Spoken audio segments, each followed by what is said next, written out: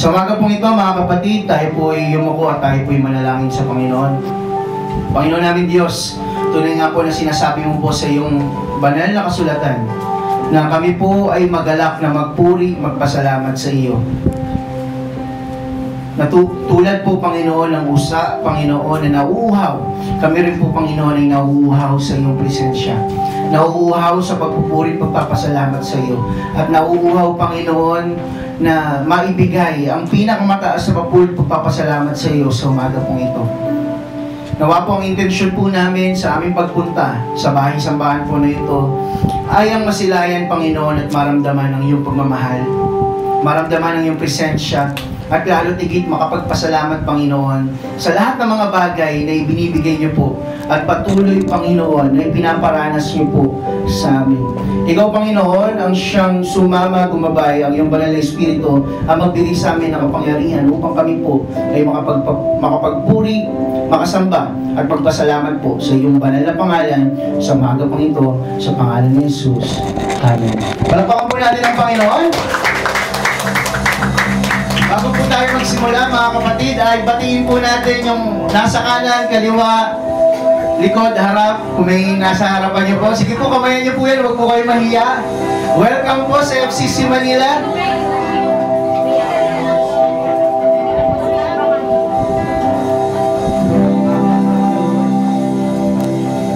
Amen po, mga kapatid.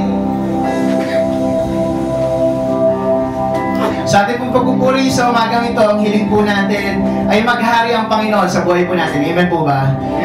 Pag sinabi po natin maghari, siya po yung nasusunod. Parang katulad po, pagka sumakay po tayo ng jeep, may ruta pong sinusundan yung ano po, di ba? Yung driver. Tama po ba? Hindi naman yan magda-divert unless may ginagawang kalsada. Di ba po? So, ang sinusundan, yung driver, hindi yung pasahero yung nagmamagaling. Dito ka dumaan, kuya. Mas alam ko yung daanan. Hindi po ganun, di ba? Yung driver po yung nasusunod.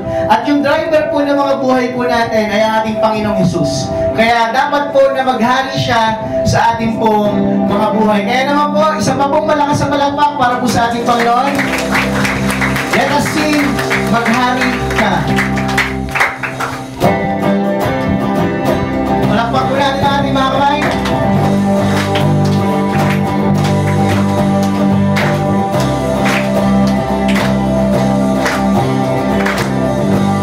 Let's sing sa gitna. Sa gitna ng kaguluhan, ang tinig ko ay alam. Sa templo mong banal, may bagong kagalakan. Ang tanging mananatili ay ang iyong sinabi.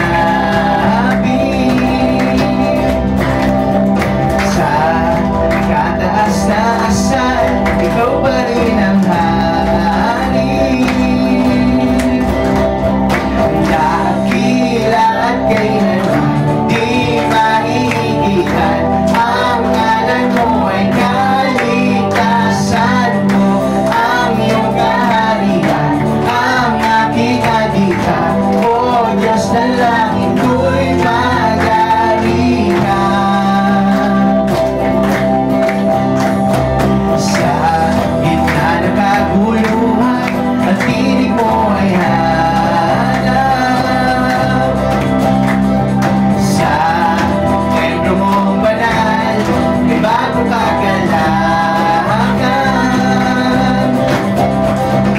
Ang tanging mananatili ay ang iyong sinabi. Sa kataas na asal, ikaw pa rin ang hari. Dakila! Dakila at kailanman di mahihigitan. Ang ngalan mo ay kaligtasan ko. Ang iyong kaharian, ang aking adhika. O Diyos na langit ko'y magdakila. Dakila at kailanman di mahihigitan. Ang ngalan mo ay kaligtasan mo. Ang iyong kaharian, ang aking adhika. O Diyos na langit ko'y magdakila.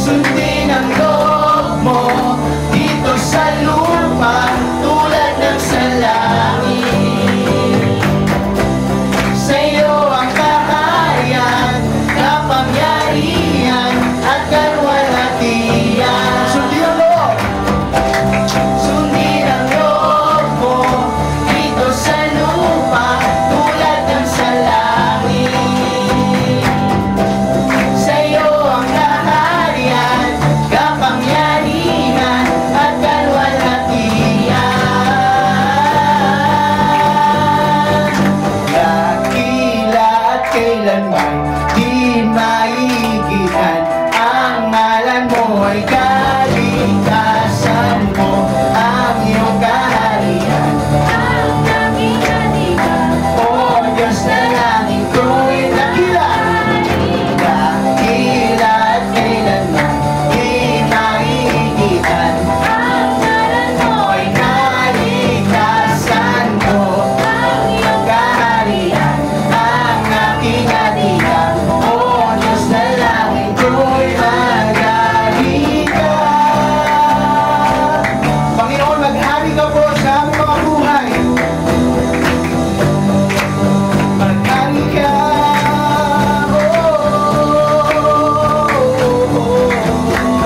Nagsindakila ka.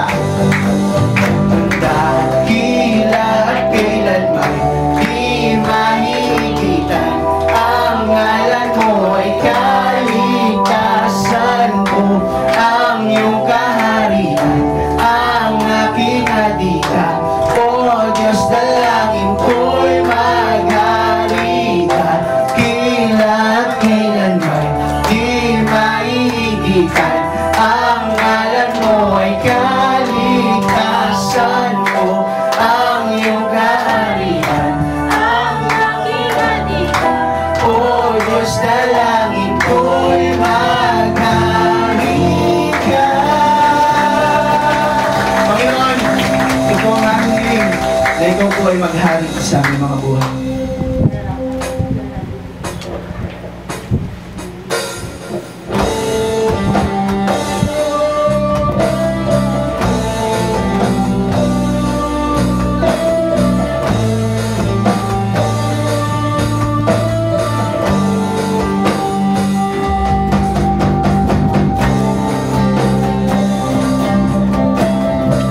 Nararapat ka po sa aming mga pagpupuri, pagsamba, Panginoon.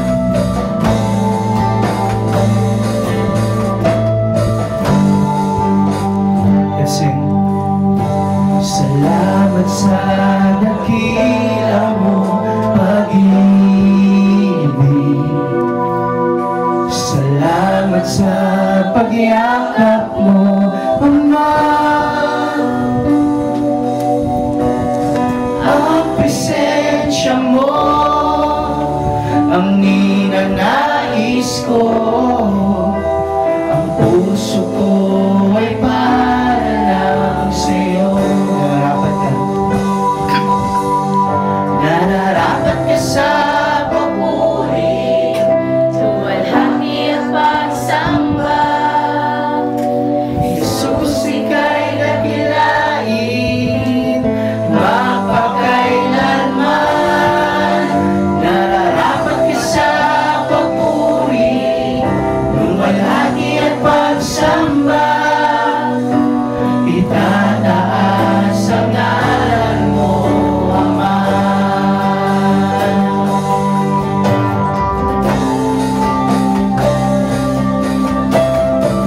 Kailan ba hindi ka nagbago, Panginoon? Hindi ka po nagkulang sa aming mga buhay.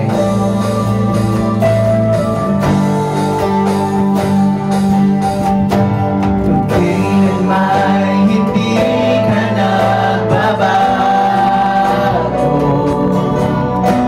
tiwala ko'y ibibigay sa'yo.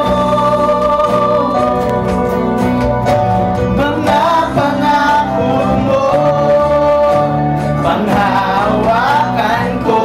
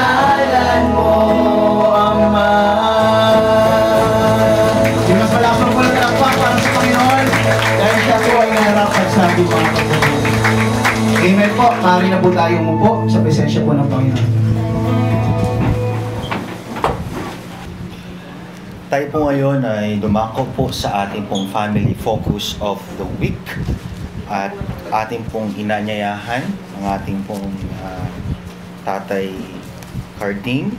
Alalahanin po natin siya sa panalangin. Let us pray. O aming pong dakilang Diyos na makapangyarihan sa lahat, dalangin po namin patuloy, Panginoon, sa mga oras pong ito. Patuloy po namin kinikilala ang inyong pong katapatan, kaluwalhatian, kabutihan, at patuloy, O Diyos, na inyong pong pagmamalasakit sa inyong pong mga tinubos ng inyong pong banal na dugo. Salamat po, Ama, na patuloy na ikaw pong kumilos po sa buhay po ng aming pong Tatay Carding, na tunay ang FCC Manila, O Diyos, ay magsilbi bilang tagapagpahayag ng inyong mabuting balita ng kaligtasan, at patuloy na maranasan po niya ang pagmamalasakit dito po sa Iglesia. Patuloy po na po kayong makilala at maranasan. Lord, continue to bless ito pong aming pong kapatid pong ito, at patuloy, O Diyos, na ang kanyang piliin sa araw-araw ay ang mga marapat na bagay para sa inyong pong kaluwalhatian. Sa pangalan po ng aming Panginoon Kristo, patuloy po nang pinagkakatiwala ang kanya pong kalusugan sa pangalan ni Jesus. Amen at amen. Tayo pong lahat ay tumayo para po sa ating pong scripture reading. Buksan po ang ating mga Bible sa chapter 4, verse 7 to 10. Verse 7, ngunit kahit na bahagi tayo ng isang katawan, binigyan ng bawat isa sa atin ng kaloob ayon sa nais ibigay ni Kristo. Chapter 8, tulad ng sinasabi sa kasulatan, nang umakyat sa langit, marami siyang dinilang bihag at binigyan niya ng mga kaloob ang mga tao. Chapter 9, ngayon, anong kahulugan ng umakyat sa langit? Ang ibig sabihin nito ay bumaba muna siya rito sa lupa. Chapter 10, at siya na ang bumaba rito sa lupa, ang siya ring umakyat sa kataas-taas ang langit para maging lubos ang kapangyarihan niya sa lahat ng bagay. Pagpapala po sa pagpasasalita ng Diyos. Makakaupo na po tayo. Praise God, praise God. Praise God. Happy Lord's Day po sa bawat isa. Ika-29 na araw ng Panginoon. 29 Lord's Day. Mga kapatid, patuloy po natin pong pinag-aaralan po ang aklat po ng Efeso. Amen? Sino na po sa inyo ang nakatapos ng aklat na po ng Efeso? Taas nga po ng mga kamay, yung mga nag-advance reading. Meron na po ba dito sa FCC Manila? Amen? Meron sa likod, dito sa harap, meron sa harap, sa gitna, sa sulok. Ayan. Kami po yung mga tiga-sulok. Sitio Sulok. Ayan. Amen? Bago po tayo dumako sa pagninilay po ng salita ng Diyos, tayo po muna ay manalangin. O aming Diyos na makapangyarihan sa lahat, patuloy po na ikaw lamang ang makakapagbukas ng aming pong puso, ng aming isip. At ikaw lamang po, O banal na Espiritu ng Diyos, ang tunay na makakapagpalapit sa amin sa Panginoong Hesus, nang sa gayon, makita namin po yung ningning, yung ganda ng inyo pong salita. Yung pong ningning at ganda ng iyong salita na nakakapagligtas sa amin, yung ningning at yung ganda at kamangha-mangha sa iyong banal, perpekto at sapat na ginawa sa krus ng Kalbaryo at muling pagkabuhay at ika'y muling babalik. Salamat po, Panginoong Hesus. Salamat, Ama. Salamat, Banal Espiritu ng Diyos, sa pangalan ni Hesus. Amen and Amen. Ano po ang pakiramdam kapag kayo po ay in-appoint bilang pong tagapaglingkod or personal assistant ng pong hari at queen ng Inglaterra? Na kada buwan, kayo po ay babayaran ng 100,000 pounds. At lahat ng iyong first, second, third, fourth, fifth billion generation, libre ang scholarship sa Pilipinas.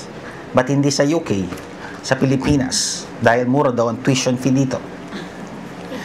Libre din po ang internet. Name it. Globe. Smart. Libre din ang data. And there's only one condition. Paglilingkuran mo ang hari at queen ng Inglaterra. Maaaring mag-react ang inyong mga kamag-anak na sana all. Tama po ba? At baka kapag naglalakad ka dyan sa trabaho market, makilala ka at magpa-picture sa'yo. At sabihan sa'yo, 1 kilong bangus naman dyan. O baka naman makilala ka ng mga young vlogger at sabihin ay beke naman. Mga kapatid, kung papaanong ang paglilingkod sa mundong ito, lalo na sa mga pangulo at sa mga hari, ay isang malaking karangalan. Ika nga nila sa wikang Ingles ay pride. How much more ang paglilingkod sa hari ng mga hari at Panginoon ng mga Panginoon. Amen? How much more the kings of all kings and the Lord of all lords, that He shall come again to judge the living and the dead. Amen? What a great honor. What a great privilege. At ang mga binigyan ng hari ng mga hari, Panginoon ng mga Panginoon, na ang pangalan niya ay Kristo Jesus, ang Mesiyas na tagapagligtas, ay ang mga kabilang sa kanyang iglesia, the church. Amen? Mga tao na hindi karapat-dapat, ngunit ginawa niya pong karapat-dapat. Amen? At ngayon dito po sa kabanata pong 4 na binasa ng ating kapatid, praise God, dito po talaga sa FCC Manila nahuhubog ang mga kapatiran. Amen, Sister Ana? Amen. Alam niyo po, ako ay nagpapasalamat sa Panginoon na talaga naman pong yan ay nag-i-scripture reading na. Praise God. Amen. Sa wakas po napatayo na natin siya. Amen. Di ba? Yan po ay historical moment. Ayan. Amen. At yan ay magiging alam na ng iyong mga kaapu-apuhan. Amen. Yan ay iukit na sa bato. Amen. Therefore, mga kapatid, bilang isang iglesia, church, ang iglesia po o church o sambahan, hindi po yan po building o bato na nakikita po ninyo. Amen. Mga tao po ito. Sa ating pong pag-usad ng nakaraan, first Sunday and second Sunday, pinagnilay-nilayan po ng ating pong Pastor Eman kung ano po ang mga dahilan ng mga pagkakaisa natin. The reason of our unity. Amen? One Lord. Sino po ang ating nag-iisang Panginoon? Kristo Jesus. One faith. Iisang pananampalataya. Yung Ebanghelyo ni Kristo. Iisang bautismo. Amen? Iisang banal na spirito. Ibig sabihin, mga kapatid, sa pagpapatuloy po ni Apostol Pablo, dito po sa ating pong pag-aaral, aalamin natin bakit yung mga hindi karapat-dapat, bakit ikaw na isinuko mo yung buhay mo kay Kristo Jesus ay pwede nang maglingkod sa Diyos, pwede nang mag-serve. Anong meron? Anyare baga? Amen? Kaya, sa ating pong paglilingkod sa iglesia or ministry, ang ating pong paksa ngayon ay no more excuses in serving the Lord. Amen? No more excuses in serving the Lord because, yan ang ating aalamin. Dalawa lang pong points ko. Ako nga tuwang-tuwa nga sa ginawang partition ni Pastor Eman. Ginawa niyang madali ang aking buhay, verses 7 to 10. Next week, yung message sa anniversary, uulitin ko lang. O lulukso ako sa verse 13. Malalaman natin next Sunday. Wala nang dahilan pa para hindi tayo maglingkod sa church. Amen? Basahin natin muli, Efeso 4:7. Ang bawat isa sa atin ay binigyan ng kaloob ayon sa sukat ng kaloob ni Kristo. Verse 8. Kaya't nasusulat nang umakyat siya sa itaas ay dala niya ang maraming bihag. Kailangan klaruhin ito. Anong ibig sabihin nito mamaya? At namahagi siya namang kaloob sa mga tao, spiritual gifts. Sa pagsasabing umakyat siya, di ba't ipinahihiwatig nito na siya'y bumaba rin sa mas mababang dako ng lupa? Ang bumaba ay siya ring umakyat sa katastaasang dako ng kalangitan upang mapuspos niya ang lahat ng bagay. Laktawan po natin ng English. Number 1 na tayo. No more excuses because bawat believers, ikaw na nagsasabing si Kristo ang Panginoon mo, ikaw na nagsasabing si Kristo yung Lord mo, ikaw na kumakanta na mahal kita, Panginoon, kailan may di kita'y pagpapalit, sapagkat sa piling mo'y langit. Ikaw na kumakanta na ikaw lamang ang nagtiwala sa akin, O Diyos, di kita bibiguin, magtatapat sa iyo, maglilingkod ako. Ikaw na nagsuko ng buhay kay Kristo, na kung tutuusin, dapat mo naman talagang isuko kasi galing naman talaga sa Kanya. Ang ironic, no? Yung buhay mo galing sa Diyos, ayaw mong ibigay. Di po ba? Ang sabi dyan, wala na tayong dahilan, Church, FCC Manila, mga kapatid sa Panginoon, wala na tayong palusot, wala na tayong excuse para hindi natin paglingkuran si Lord. Dahil, verse 7, but grace was given to each one of us according to the measure of Christ's gift. Kasi, kapag kay Kristo ka, kapag Kristiyano ka, binigyan ka ni Kristo ng spiritual gifts. Amen? Sabi mo sa katabi mo, spiritual gifts.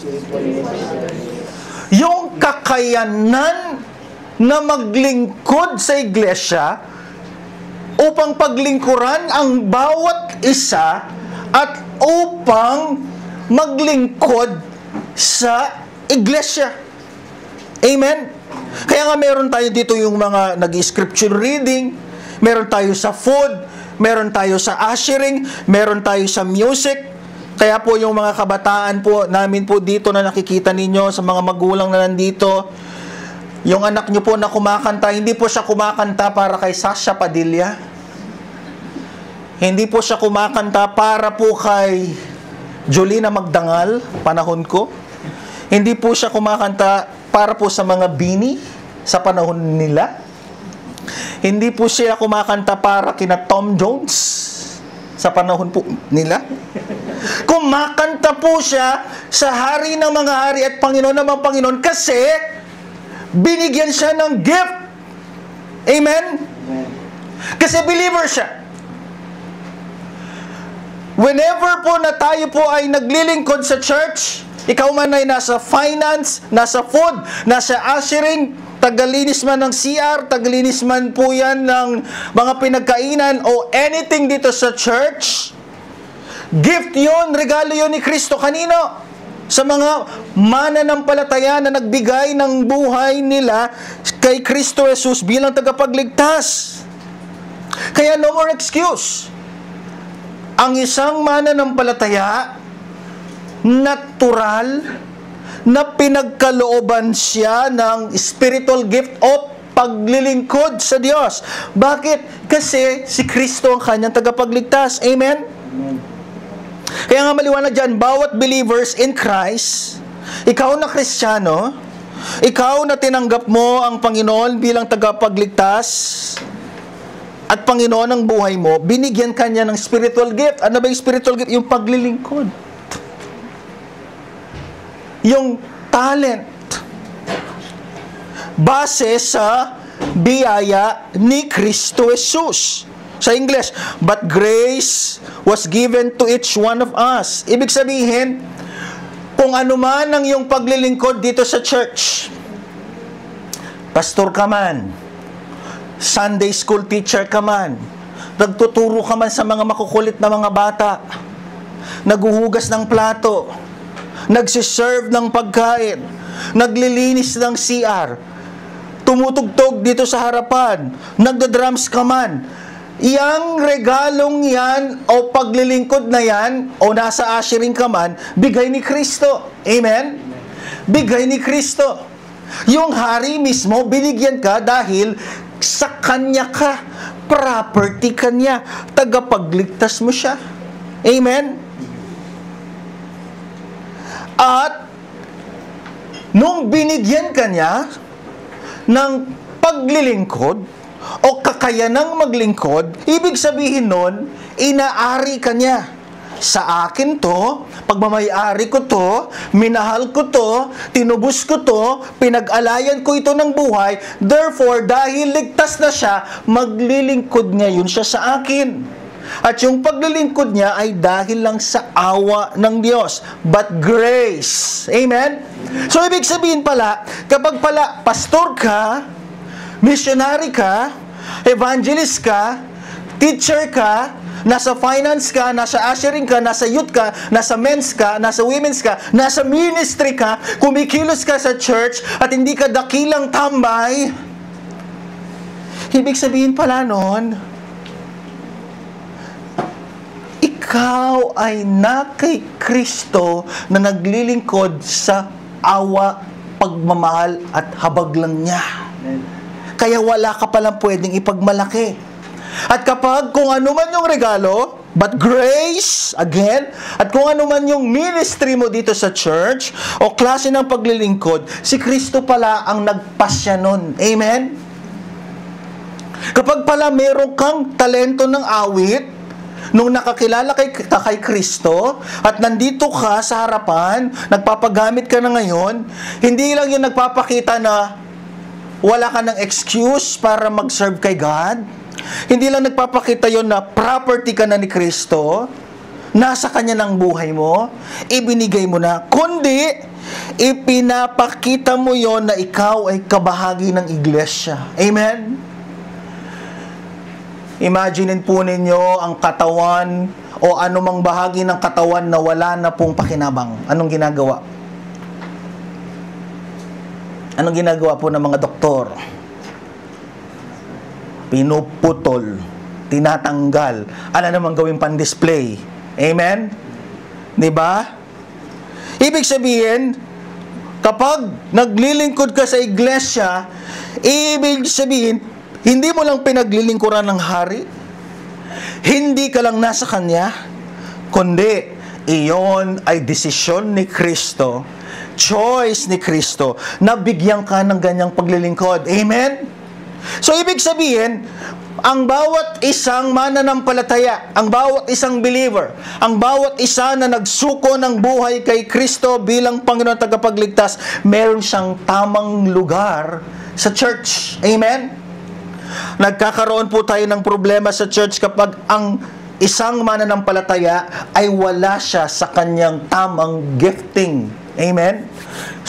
Example, subukan nyo man si Pastor Mark mag-worship leader next Sunday. Hindi ko alam kung may aaten pa dito. Diba? Yung hindi ka naman binayaan na umawit, pero gusto mong umawit. Ang tawag doon pangarap. Hindi paglilingkod. At walang masamang mangarap, pero ang masama yung maglingkod sa hindi mo gifting. Amen? Amen? Subukan mo mang ilagay sa ushering ang mga introvert nang hindi na de-develop. Yung basta ka na lang nilagay dyan, no? Ano mangyayari? Diba? Tapos pinagalitan ka sa meeting. Mga kapatid, ibig sabihin, hindi po disenyo ng Diyos sa isang mananampalataya. Kung sinasabi mong ikaw ay kay Kristo, kung sinasabi mo na ikaw ay nakakilala ng tunay sa tunay na Diyos, kung sinasabi mong ikaw ay nakakilala na sa tunay na Kristong tagapagligtas, at kung sinasabi mong bahagi ka ng pamilya ng FCC Manila, iisang pamilya, natural sa'yo na may ministry. Natural sa'yo na merong paglilingkod. Amen? Amen, Napsisi Manila? In short, sa church, yung disenyo ni Kristo sa church ay walang bahagi ang ministry of vacancy. Ano ang ministry of vacancy? Ito ang probinsya ng Zambales. Ano ang ministry of vacancy na ang kanilang probinsya ay Zambales? Sila ay sasamba at sila ay aalis. Hindi yan po ang disenyo ni Kristo sa church. Amen? Kasi kapag tayo po ay wala pong paglilingkod sa church, anong ibig sabihin nun? Sinasabi mo na hindi ka kabilang kay Kristo, at kung hindi ka kabilang kay Kristo, hindi ka kabilang sa kanyang mga tinubos ng kanyang banal na dugo. Ganun lang kasimple yun. Subukan man po ninyong hingan ng report card ang hindi nag-aaral sa paaralan. May papakita ba? Pwede, pumunta sa rekto. Di po ba? Ibig sabihin, hindi po kailanman dinisenyo ni Kristo. Hindi po niya nilunok lahat ng kahihiyan ng ating kasalanan para lang po tayo ay mapunta sa ministry of vacancy, province, location, address, Zambales. Amen? Amen? Ba't ang tahimik ng ating mga kapatid? Amen? Ulitin ko. Hindi po dinala ni Yesu Kristo ang lahat ng kahihiyan natin sa krus ng Kalbaryo. Lahat ng kasalanan po natin from Algeria to Zimbabwe. Diyan sa krus. Para lang po tayo ay magkaroon ng bakante. Anong bakante? Na tayo po ay tatambay at walang paglilingkod sa church. Amen? Siya nga po mismo naglingkod Marcos 10:45. Ako'y bumaba, hindi upang ako inyong paglingkuran, bagkus upang mangaglingkod. Amen? Kaya ikaw na sinasabi mo na bahagi ng pamilya, ikaw na sinasabi mo na ikaw ay bahagi ng iglesia, ikaw na sinasabi mo na I receive Christ as your Lord and Savior, binigyan ka niya ng kakayanang maglingkod, binigyan ka niya ng gift, spiritual gift, kung ano man yan, kailangan nating matuklasan, ipaggamit mo sapagkat never ever na dinisenyo ni Kristo na ikaw ay bahagi ng ministry of vacancy. Trabaho lang po yun. Amen? Vacant job. Bawat isa sa atin, imposible sa isang mananampalataya na wala siyang spiritual gift. Amen? Imposible sa isang mananampalataya na walang ibinigay na kakayanan si Kristo sa kanyang biyaya ng paglilingkod. Amen? Mga kapatid, kung hindi nyo po ba napapansin kapag sa Old Testament, sino yung mga ginagamit po na illustration o pagkukumpara sa Book of Proverbs? Lalo na sa mga tamad, look the ants. Proverbs 6. Kung mismong yung mga hayop, mayroong mga paglilingkod. Sabi pa nga niya, ang mga langgam ay nangag-iipon sa tag-araw upang sa gayon, sa tagulan sila may mga pagkain. Di ba? Sabi pa nga niya, kung hindi natin sasambahin si Kristo, even the stones, nabasa niyo na ba sa Book of Psalm? Kahit yung mga batong to, sasamba. Anong ibig sabihin nun? Hindi po tayo pinag-alayan ng buhay ni Kristo. Hindi po tayo dinala ang lahat ng kahihiyan ng ating kasalanan sa krus ng Kalbaryo. Hindi po niya tiniis, pinagbata, lahat ng pasakit na kanyang hinarap, tiniis, binata, para lang po tayo magpainit ng upuan kada linggo. At umuwi at sumakay sa Victory Liner, di ba Nanay Sid? At pumunta sa Zambales. Amen? Therefore, bakit hindi po tayo magmadali?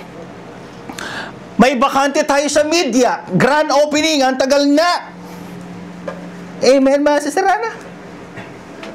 Kailangan natin, we need more people in media. Apply now. Free tariff and tax. Hindi namin itatax ang inyong savings sa inyong bangko. Sa balita lang yon. Ito yung paglilingkod na kung saan walang taripa. Walang tax. Amen? And if you are a believer, magmadali. Bakante ang media. Amen? Bakante ang finance. Kailangan natin sa finance. Amen? Ba't ang tahimik? Ba't tayo tila baga ata mga padera nakikausap. Baka pag sumagot yan, magsipagtakbuhan kayo. Bakante ang media. Amen? Bakante ang finance. Maraming wanted sa ushering. Amen? Maraming wanted sa music. Why?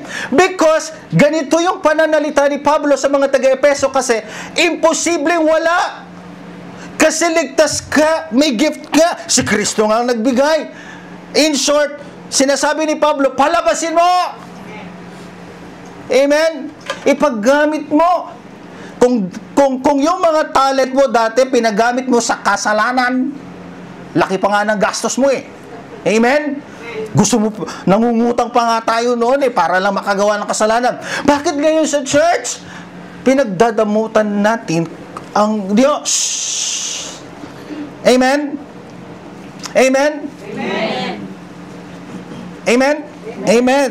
Therefore, huwag magkaroon ng pagsiselos, pagkainggit at pagkukumpara sa bawat uri ng paglilingkod na meron sa iglesia dahil si Kristo ang nagbigay ng mga ito ayon sa kanyang grace, sa kanyang pasya.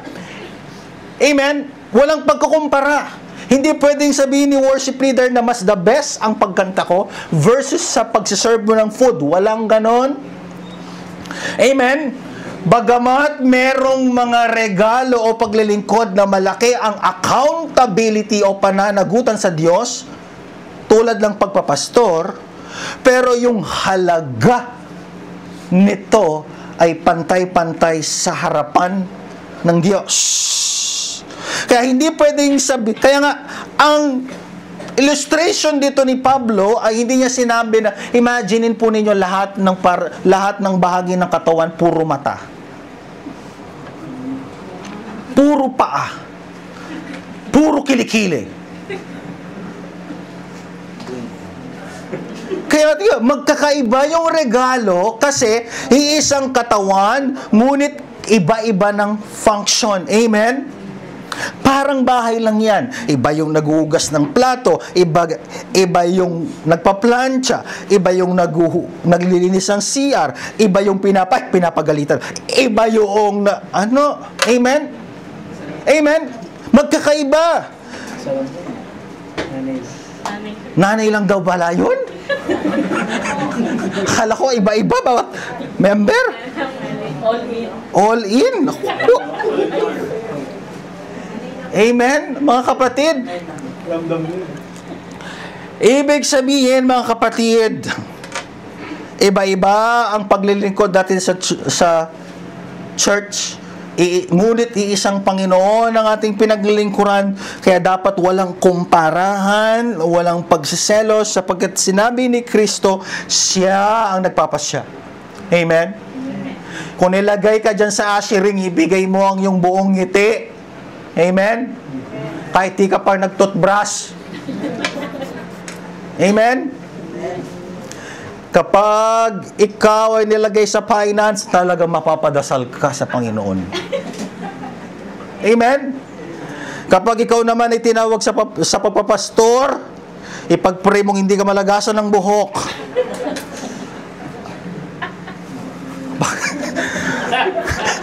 At kapag ikaw naman ay tinawag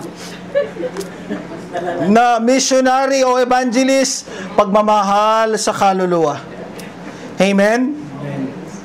Kaya po mga kapatid, FCC Manila, Pagkatapos ng message na to, pag may mga bakante pa dyan sa ministry, aywan ko na lang.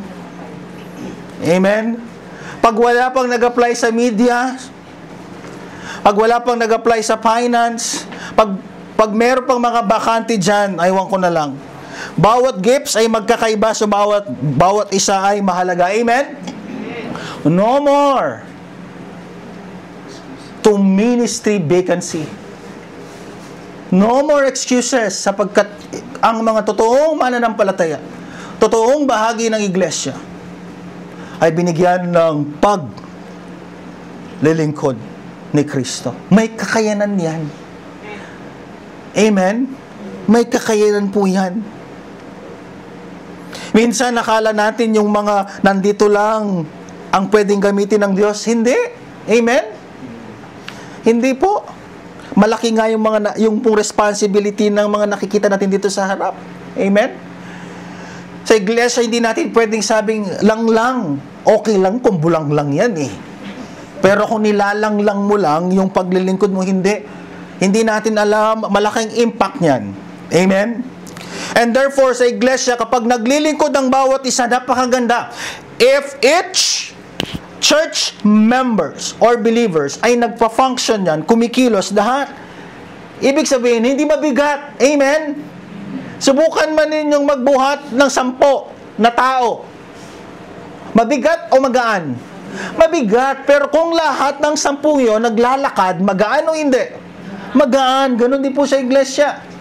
At pangalawa, sa iglesia, bago tayo dumako sa point number 2, wag nating sasalihan ng ministry ito.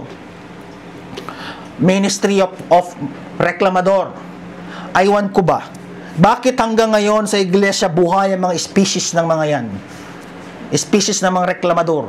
Wala silang paglilingkod sa church, and yet, meron silang isang ministry, magreklamong ministry. Amen? Kung sino yung mga naglilingkod, sila pa yung di mareklamo. Kung sino yung mga walang paglilingkod, sila pa yung mareklamo.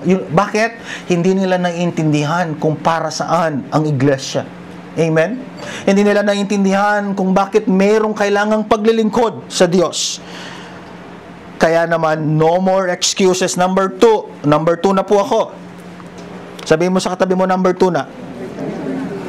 No more excuse because si Kristo ay nagtagumpay na laban sa kanyang mga kaaway, kaya siya ay nagkaloob ng gift sa kanyang iglesia. Amen?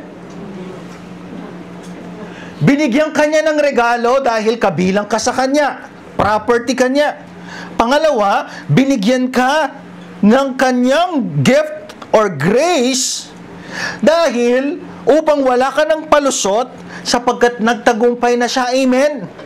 Ibig sabihin pala, kapag pala naglilingkod ka dito sa church, nasa media ka man, nasa finance, nasa pagpapastor ka man, nasa pagtuturo ka man, ibig sabihin, pag naglilingkod ka, idinideklara mo pala, isinasabi mo pala sa buong mundo, to the madlang people, nagtagumpay na si Kristo, kaya napaglilingkuran ko na siya, at muli siyang babalik upang kunin ang kanyang iglesia. Yun pala yun. Amen? Kaya pala, kapag tumatayo ako dito, tumatayo yung mga worship leader, nagtuturo sa mga youth, sa mga bata, o kung anumang mga paglilingkod o ministry nyo, habang ginagawa nyo pala yun, church, FCC Manila, idinideklara nyo pala to the whole world, listen world, Christ is victor. Nagtagumpay na si Kristo, at muli siyang babalik upang ang kanyang iglesia ay kanyang kukunin. Ganun pala yun. So baligtarin mo yun.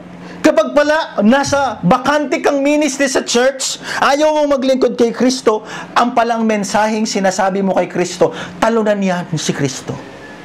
Hindi nagtagumpay sa kamatayan. Hindi nagtagumpay sa laban sa kasalanan. Hindi siya muling nabuhay sa krus ng Kalbaryo at sa kamatayan. Ganun pala yun. Kaya nga verse 8, therefore it says, when He ascended on high, He led a host of captives and He gave gifts to men. Paul is quoting Psalm 68:19. si Apostol Pablo po, hinihiram niya yung pong quotation mula sa Salmo 68, talatang 11. Binago lang niyang konti, pero ano ang tema ng Psalm 68? Ang pananagumpay ng bansang Israel dahil sa Diyos. The victory of the nation of Israel against all enemies. Sa Tagalog, ang pagtatagumpay ng bansang Israel laban sa lahat ng kanyang kaaway. Ang pananagumpay ng Diyos. Kinuha yun ni Pablo, in-apply niya dito sa verse 8, sa aklat ng Efeso, kasi sino ang kaaway ng mga anak ng Diyos at ni Kristo dito sa Book of Psalm? Kasalanan. Amen?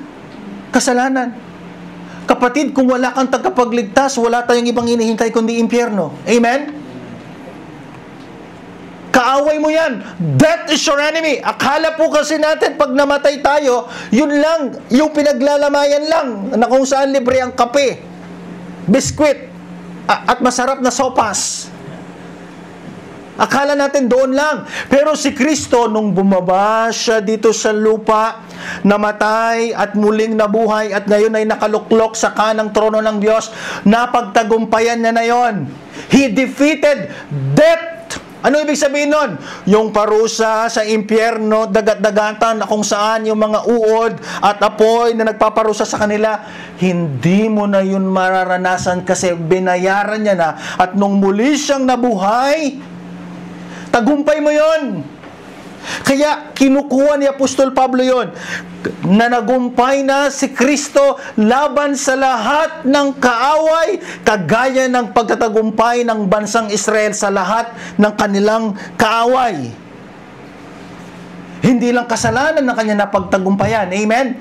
Lahat ng mga alipores ni taning, ni Satan,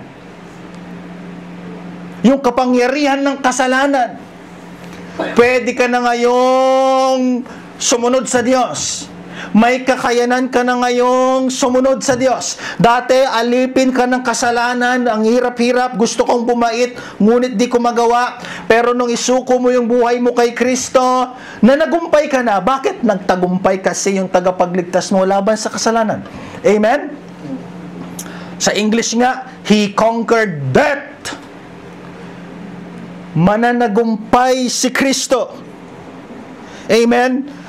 Therefore it says, when He ascended, bumaba muna siya, nagsakatawang tao, namatay, at nung siya ay umakyat muli, He ascended on high, He led the host of captives. Sino tong mga captives na to? Lahat ng kanyang mga kaaway, kamatayan, kasalanan, at lahat ng alipores ni taning. Hindi po ibig sabihin nito na He led the host of captives, ay bumaba doon siya sa impyerno at nag-preach kay Satan at sinabi kay Satan, natalo ka na. Hindi po ganon. Ibig sabihin lang noon, nung siya ay Acts 1, umakyat ng muli, bumalik na muli, naluklok na siya sa kanang trono ng Diyos, at spiritually, kasama kang nakaupo ni Kristo doon sa trono ng tagumpay. Tayo na lang ang maghihintay ng tamang araw sa kanyang muling pagbabalik. Amen? Babalik siya kasi nagtagumpay siya. Babalik siya kasi lahat ng kanyang mga kaaway, dinisplay niya, they are all losers. Mga talunan na yan. At ikaw ang nakinabang noong tagumpay niya. Kaya naman, naglilingkod ka dito sa iglesia. Amen? Amen. Your service unto the Lord is a sign that your Lord, your God, your Christ is victorious all over His enemies. Sa Tagalog, sa paglilingkod mo sa church, idinideklara mo na nagtagumpay na yung pinaglilingkuran mo laban sa lahat ng kanyang kaaway, at ikaw ay beneficiary nyon. Ngayon, naglilingkod ka na. Dati hindi mo pwedeng paglingkuran si Kristo. Bakit? Basura ang tingin niya sa paglilingkod mo. Bakit? Wala kang kaligtasan. Hindi pa siya nabayubay sa krus ng Kalbaryo. Hindi pa nalinis ang ating mga kasalanan ng kanyang banal na dugo. Amen? At ngayon ikaw ay naglilingkod na. Kasama ka doon sa kanyang parada ng tagumpay. The parade of His triumph against all His enemies. Amen? Para kanino yun? Para sa atin. Amen? Kaya dahil nakakatayo ka ngayon, kaya dahil ngayon nakakapaglingkod ka, sapagkat nagtagumpay na ang hari mo. Amen?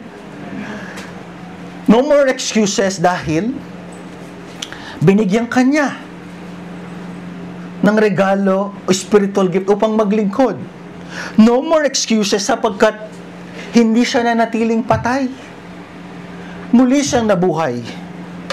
At tayo na mga bihag ng kasalanan, bihag ng kamatayan, nasa ilalim ng impluensya ni Taning at ng kanyang mga alipores. Chapter 2, the evil of this world, pinalaya niya tayo doon, tinalo niya yon sa krus ng Kalbaryo at muli niyang pagkabuhay. Kaya ngayon, nagbigay siya ng mga regalo. Di ba yung hari kapag nanalo siya, dinidistribute niya sa kanyang kaharian, sa kaban ng bayan, yung mga nasamsam? Ngayon, yung paglilingkod mo sa church ay pagpapakita ng pananagumpay niya. Paligtarin mo yun. Kung ngayon, matagal ka na sa church, bakante ka, at pagkatapos nito, sasakay ka dyan sa Victory Liner at uuwi ka na sa Sambaalis. Mga kapatid, isa lang ibig sabihin nun, sinasabi mo kay Kristo na natili siyang patay, hindi siya nagtagumpay sa kasalanan at kamatayan, at hindi siya muling babalik. Ganun pala ang ibig sabihin nun kapag ikaw ay walang paglilingkod sa church. Christ is loser. Pero pag naglilingkod ka sa church, you declare, Christ is triumphant. At siya'y muling babalik. Amen. Kaya mga kapatid, sa mga kapatid po namin na nandito, kung kayo po ay nais ninyo na kayo ay makasama sa mga babalikan ni Kristo, ang kailangan lang po ay ibigay ninyo ang buhay nyo sa Kanya. Amen? Kasi kailangan mo naman talagang ibigay kasi galing sa Kanya. In the first place, alam nyo, yun ang aking na-realize. Oo nga, no? Sinasabi natin sa message, ibigay mo yung buhay mo kay Kristo. Pero kung tutuusin, bakit mo? Galing naman sa Kanya yan eh. Correct? Ito yung tamang panahon. Kung hindi pa po ninyong ibinibigay ang inyong mga sarili kay Kristo bilang Panginoon tagapagligtas. Mamaya po, after po ng closing prayer and benediction, habang ang mga youth ay nandyan sa youth class, habang ang mga adult ay nandito sa adult class, yung mga nanay naman, tayo po ang magtutuos doon sa likod. Amen? Sabay-sabay. Amen? Kaya application, as I end, 10:07. Makikisangkot, makikibahagi, maglilingkod dahil pagpapakita ito na nagtagumpay si Kristo laban sa lahat ng kanyang kaaway at ikaw ay bahagi ng tagumpay na ito bilang bahagi ng iglesia. Amen? Amen. No more excuses. Binigyan ka ni Kristo ayon sa kanyang biyaya ng regalo upang maglingkod. Pangalawa, no more excuses dahil matagal nang nagtagumpay si Kristo lahat laban sa kanyang kaaway at ang katagumpayan na yon ay para sa atin na siya'y muling babalik. Kaya naman, dito sa iglesia sa FCC Manila, hindi dinisenyo ni Kristo Jesus sa kanyang church ang ministry of vacancy and ministry of sambaalis na sasakay sa Victory Liner at magbabayad sa konduktor ng 282 pesos. At walang 20% discount sapagkat hindi ka estudyante. At maghihintay ng 1 oras dyan sa Sampaloc dahil every 1 hour ang pahintayan. Bawat FCC Manila, maglilingkod yan sa church. Amen? Ibibigay yung the best yan sa paglilingkod. Amen? Amen? Amen. Tulungan nawa tayo ng Diyos. No more excuses. Let us all stand.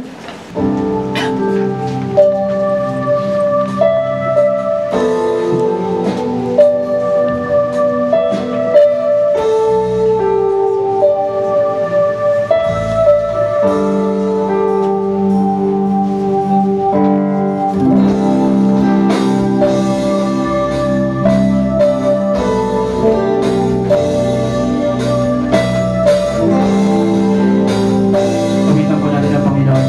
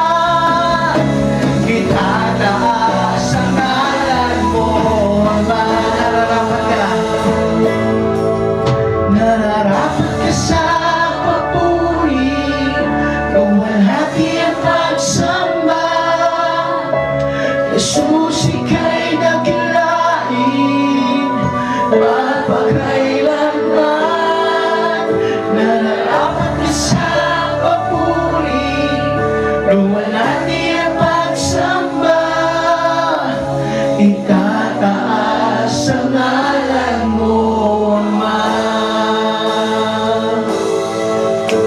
Itataas ang ngalan mo, Ama. Itataas ang ngalan mo, Ama.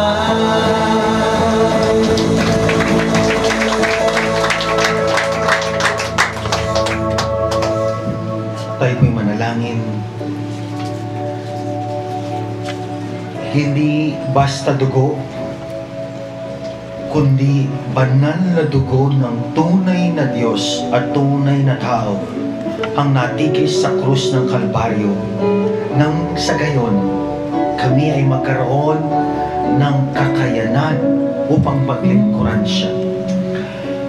O Diyos, inilagay mo pala kami sa iglesia dito sa FCC Manila upang palang maglingkod sa iyo sapagkat matagal ka nang nagtagumpay. Christ the victor, the triumphant ka. Sa mga oras po ito, O Diyos, saliksikin niyo po ang aming mga puso. Ang inyo pong pagtawag sa amin, una, ibigay ang aming mga buhay sa iyo. Ang iyong buhay na kung tutuusin ay hiram at kung tutuusin ay marapat naming isuko sa iyo bilang Panginoon at tagapagligtas sapagkat kami ay nagkasala sa isip, salita at sa gawa. Na wala kaming ibang tagapagligtas at wala kaming ibang maaaring gawin upang iligtas ang aming mga sarili sa pagkaalipin sa kasalanan, sa kapatawaran sa kasalanan, at sa kaparusahan sa kasalanan doon sa dagat-dagatang apoy ng impyerno, kundi namin isusuko ang buhay sa iyo, Panginoong Hesus. At sa amin na nagsasabi na kami ay sumampalataya na sa iyong tunay bilang Panginoon tagapagligtas. Kami na meron ng paglilingkod dito sa FCC Manila, patuloy po kaming magpakumbaba, O Diyos. Patuloy po kaming maglingkod ng may paggalang, pagpapakumbaba, pagdepende sa inyo sapagkat ito lamang ay paglilingkod dahil lamang sa inyong sukdulang biyaya at awa. Kami, O Diyos, na wala pang paglilingkod dito sa FCC Manila, O Diyos, saliksikin niyo ang aming mga puso at isip. Hindi lamang po namin ito marinig, O Diyos, kundi magkusa po kaming lumapit. Magkusa po kaming mag-commit sapagkat yung palang aming paglilingkod ay pagpapakita at pagdedeklara na nagtagumpay ka na at bahagi iyon ng pagtatagumpay. Hindi mo pala layunin, O Diyos, na kami po ay nasa ministry of vacancy. Tulungan niyo po kami, O Diyos, na idako sa diwa ng paglilingkod. At huwag po itong ipaggarantiya at ipagsawalang bahala sapagkat dugo mong dumaloy at muli kang nabuhay at muli kang babalik para sa iyong iglesia. Kaya marapat, O Diyos, na hindi po kayo magkaroon na ng mga excuses. Ito po ang aming dalangin na meron pong pagkilala at paghingi po ng kapatawaran at pagpapakumbaba sa inyong banal na harapan sa pangalan ni Jesus. Amen and Amen. Manatili po tayong nakatayo para po sa ating pagpapahayag ng ating pananampalataya. Sumasampalataya ako sa Diyos Amang makapangyarihan sa lahat, na lumalang ng langit at ng lupa, at kay Kristo na bugtong na anak niya at ating Panginoon. Siya ay ipinaglihi sa pamamagitan ng Espiritu Santo at ipinanganak ni Birhen Maria. Nagdusa sa ilalim ng paglilitis ni Poncio Pilato, ipinako sa krus na matay at inilibing. Sa ikatlong araw siya ay nabuhay na muli mula sa mga patay. Umakyat siya sa langit at naluklok sa kanan ng Diyos Amang makapangyarihan sa lahat. Mula roon siya ay paparito upang hukuman ang mga buhay at mga patay. Sumasampalataya ako sa Espiritu Santo. Sumasampalataya ako sa banal na iglesyang pangkalahatan, sa kapulungan ng mga banal, sa kapatawaran ng mga kasalanan, sa muling pagkabuhay ng katawan, at sa buhay na walang hanggan. Amen. Makakaupo na po tayo. Okay, magandang umaga ulit sa ating lahat. Wow, ang saya po. Ang dami natin ngayon, no? Yan. So, na-encourage ba kayo sa ano kanina? Sa mensahe ng ating pastor? Amen. Amen. So, alam ko ng bawat isa sa atin ay may spiritual gift, no? Sabi nga ni Pastor kanina, bawat isa sa atin may spiritual gift na binigay ng ating Panginoon. So, mamayang gabi, pag nilay-nilayan natin, no, na tayo ay may spiritual gift at gamitin natin sa church na ito. Okay ba? Amen. Ayan, promise? Okay, so ngayon dadako na tayo sa ating pagbibigay ng ating ikapo, no? So, tayo lahat ay blessed, di ba? Tayo lahat binibigay ng ating Panginoon ang ating pangangailangan. Di ba? Di ba? Palakpakan nga natin ang Panginoon, no? So, bago tayo magbigay ng ating mga ikapo, no? Let me read, basahin ko lang sa inyo yung isang verse sa ating Bible na 1 Chronicle 19:14. So, chapter 29, verse 14. Sabi dito, ngunit sino ako, okay, at ang bayang ito, buong puso naming nagkakaloob dahil lahat ng ito ay galing sa iyo at binabalik lang namin.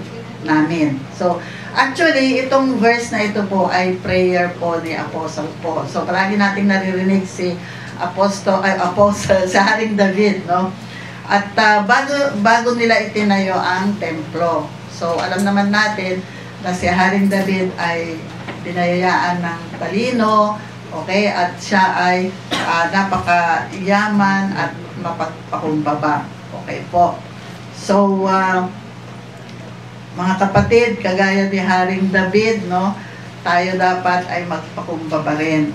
At dahil binibless tayo ng ating Panginoon, sabi nga natin na everything, lahat ng mga tinatamasa natin ay galing sa ating Panginoon.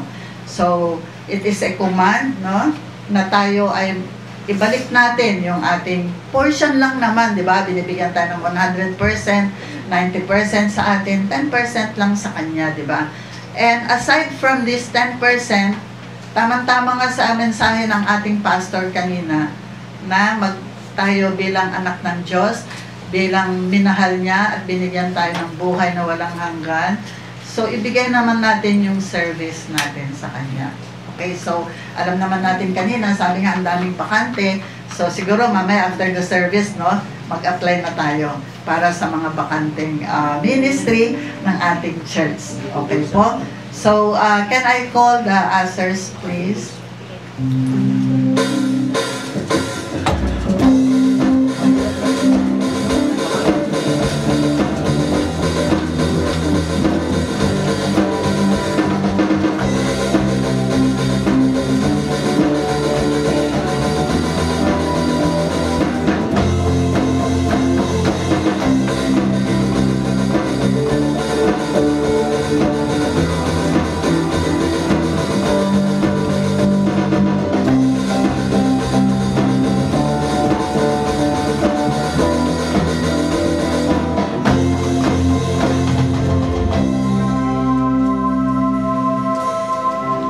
Let's pray.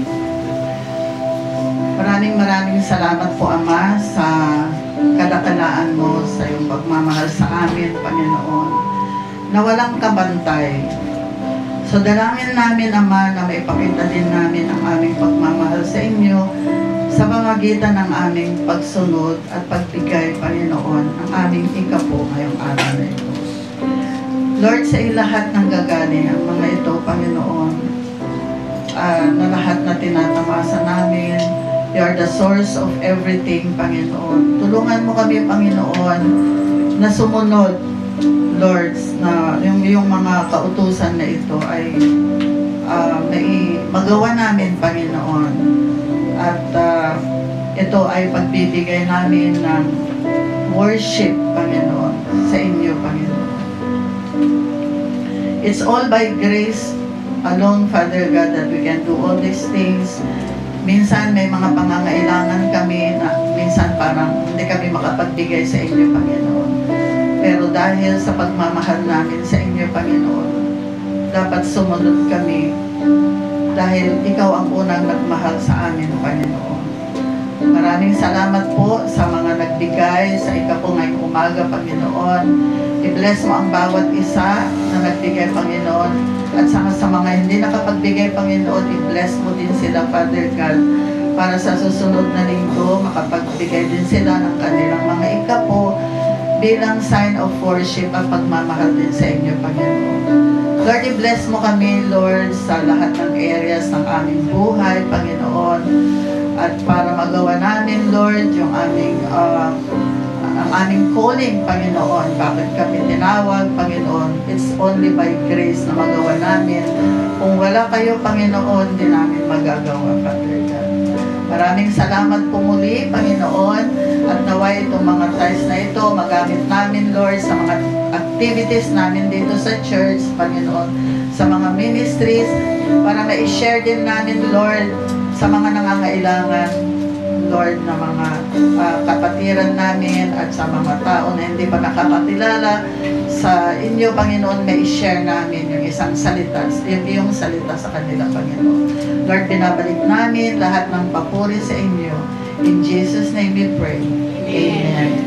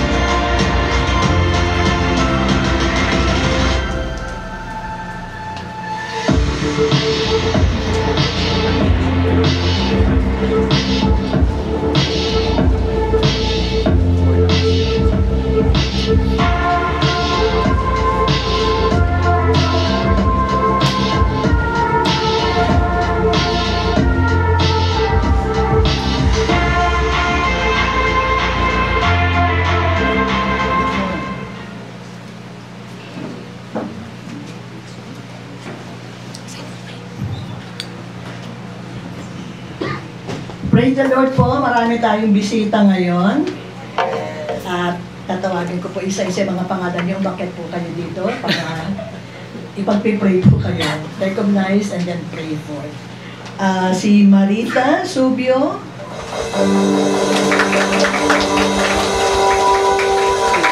Malakay Magdeo.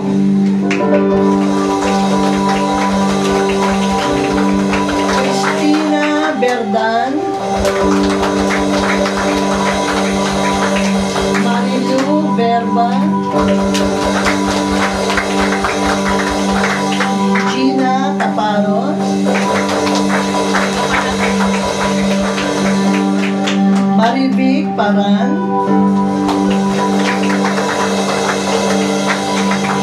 At si Steven Berdan.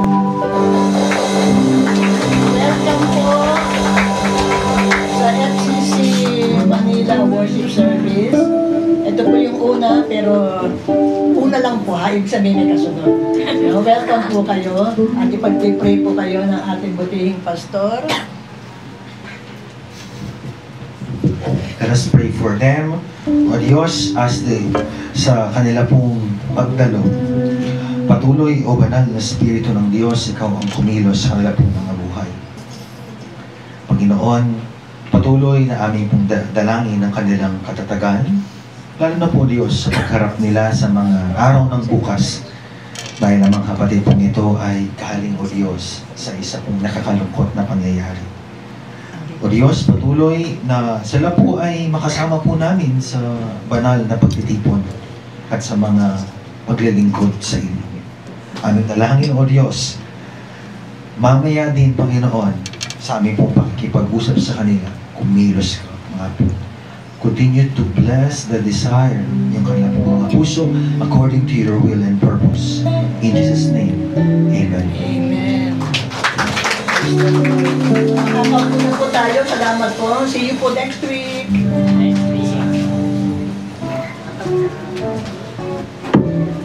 Meron po tayo mga mahalagang announcement. Youth Fellowship, ngayon pong alas 3 dito sa church. Men's Palakasan, next Sunday po yan, July 27. At magre-resume na po yung Sunday class right after itong worship service. May CR break lang po. Okay? And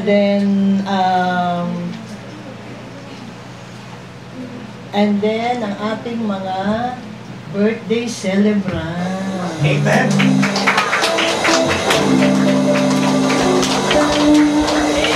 Dito ba ang mga Ay, magka-birthday. Double celebration. asa si Marvin sa Kajaya? Hindi kayo dito. Happy birthday po. Kayo yung may birthday eh. Kayo dapat nakatayo dito. Related pala. Kantaan po natin kami. Happy birthday to us. Happy birthday to you. Happy birthday, happy birthday, happy birthday. One more time, let's sing. Happy birthday to you. Happy birthday to you. Happy birthday, happy birthday. Happy birthday to you. Panalangin po natin ang ating pong July 22. Martes po yan, July 22. Double celebration pala ito, no? At yung pong ating July 6. Amen? Sige po. Ituon po natin ang ating mga kamay sa ating pong mga nagdiriwang at nagdiwang na kanilang kaarawan. Christine Joy Longasa. Sige, sige po. Yan, pahabol. Buti ko pwede putulin ng panalangin. Ayan. Sige po, ituon natin ang mga kamay. O aming dakilang Diyos sa mapangyarihan sa lahat, the author of life, the giver of life, and the sustainer of life. Ang aming pong Pastor Emma, ang aming pong kapatid na si Christine Joy, ang aming pong si Marby Sulayaw, and even Lord si Jaira Marquesas. O Diyos, patuloy na ang pagpapala, provisyon, pagkilos, patnubay, dunong, at katatagan ng kalooban sa kabila ng bawat hamon ng buhay ay kanila pong hindi lamang mapagtagumpayan, hindi lamang pumatayuan, kundi maibalik nila ang papuri, pagsamba at pagpaparangal sa iyo. Sa kabila, O Diyos, ng mga unos, sa kabila, O Diyos, ng mga bagay na hindi maganda man sa paningin o sa pakiramdam, ang kalooban mo po ang mapangyari sa kanilang po mga buhay.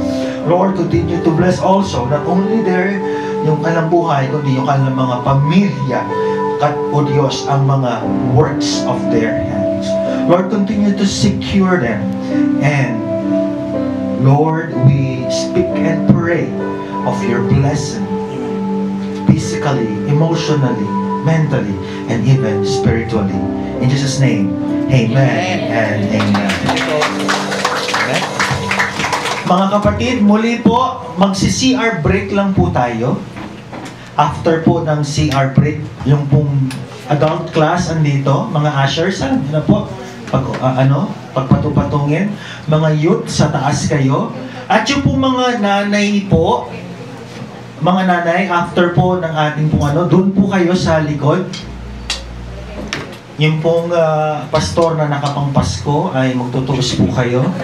Ako po ang so tatlong magkakasabay po tayo. And then 11:30 po ay balik po tayo dito. So sa ating pong youth class, adult class, 11:30 para po sa ating pong lunch, snack para din ako magkamali kung ano man. Okay po? So let us all stand. Let us pray.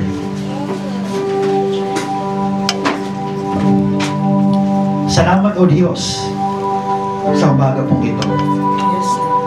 Salamat, Ama.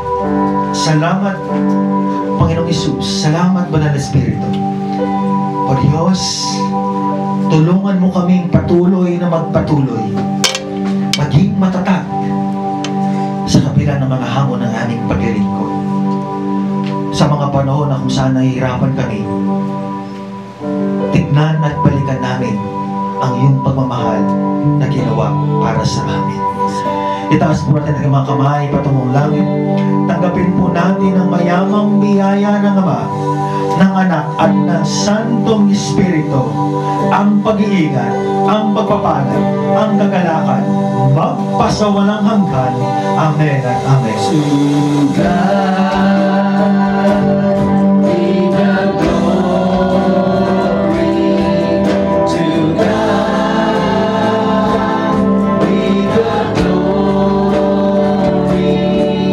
To God be the glory for the things He has done.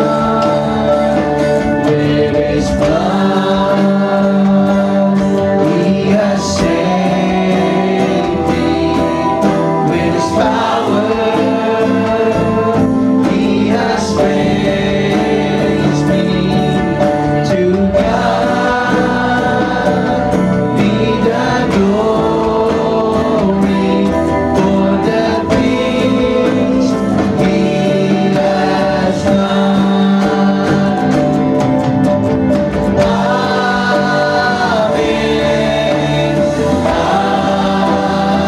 Amen. Amen. Palakpakan po natin ang Panginoon. Tayo po ay magkamayan. Magpatiyan po muli. Happy Lord's Day po sa bawat isa. Happy Lord's Day.